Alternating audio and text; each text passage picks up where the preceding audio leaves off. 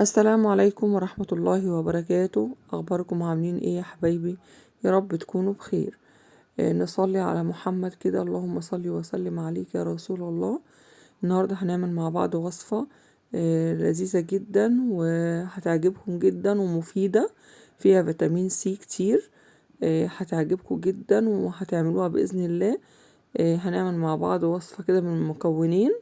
هتكلفنا تقريبا 5 برطمانات، دول كلفوني 35 جنيه. تعال نشوف ونسمي الله ونشوف ايه مقادير الوصفة. بسم الله الرحمن الرحيم. عندي هنا جزر، كيلو جزر وكيلو برتقان بسرة. هنعمل اول حاجة هنعملها هنحط مية على النار ونحط فيها البرتقان، اسكات مية مغلية او مية باردة، ونسيب البرتقان يغلي فيها شوية عشان ينزل المرارة بتاعته من الجلد خالص. نسيبه كده ربع ساعة يغلي لغاية ما نلاقي المية كده اصفرت خالص. يعني هيبقى نزل منها 90% من المرارة اللي في الجلد.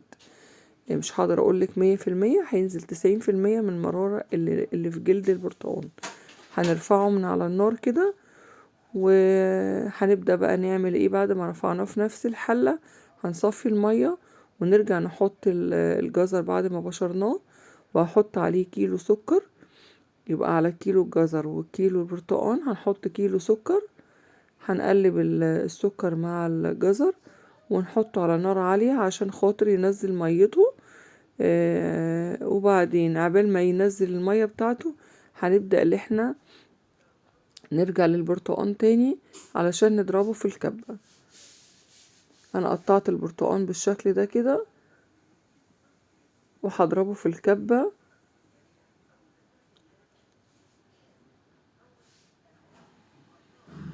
هخلص المقدار كله ونشوفه مع بعض.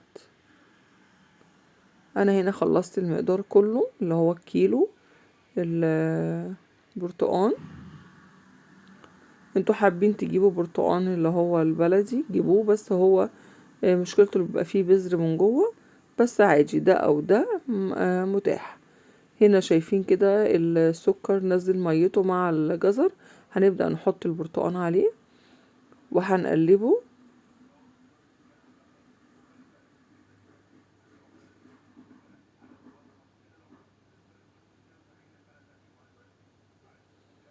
هنبدأ نحط ليمونة معصورة،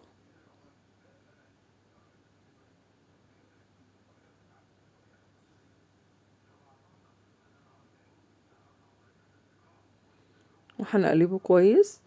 هنرفعه على نار اهدى نار عندي او اقل نار عندي. هرفع المربى عليها. طبعا انتوا عارفين ان المربى بتحب النار الهادية، ما بتحبش النار العالية عشان المربى ما تتحرقش من القعر. زي ما انتوا شايفين كده هسيبها وافضل رايحة جاية عليها اللي انا اقلب فيها علشان خاطر اضمن اللي هي ما تتلدعش من تحت او تتحرق من تحت. هنرجع نبص عليها كده تاني زي ما انتوا شايفين. انا هنا يعني جبت الهاندل بلندر ويعني اعطيتها ضربة كده علشان خاطر تندمج مع بعض وتبقى يعني اقل خشونة. لو انتوا عايزين تسيبوها زي ما هي مفيش مشاكل. هنسيبها شوية تاني ونرجع تاني نبص عليها.